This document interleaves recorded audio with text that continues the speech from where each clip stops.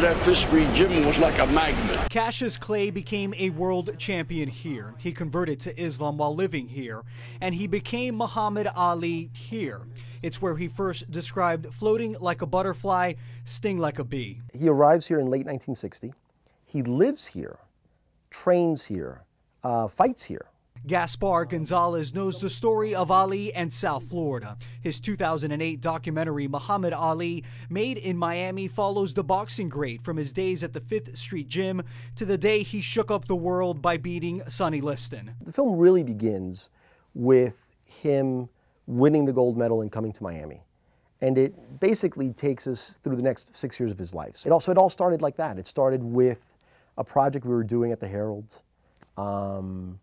And then discovering that, all these people were still there. The film captured Ali on the cusp of greatness. It looked at how South Florida influenced Ali in the ring and outside of it.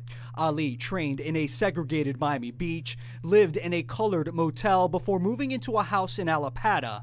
Ali's career and Miami came of age together, and like the rest of the country, it wasn't always pretty. At that time, you couldn't, if you were black, you couldn't be on Miami Beach unless you had a reason to be there.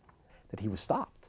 Young black guy who's running across the causeway, the police see him, they stop him, where you going? They don't know who he is. By the time Ali left South Florida, he'd met the Beatles and turned to Malcolm X and the Nation of Islam. He was unabashed by his opposition to the draft and the Vietnam War.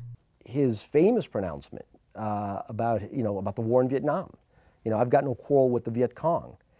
He makes that pronouncement, I think, on his front lawn, in the Brownsville section of Miami. Cassius Clay might not have become Muhammad Ali anywhere else but Miami.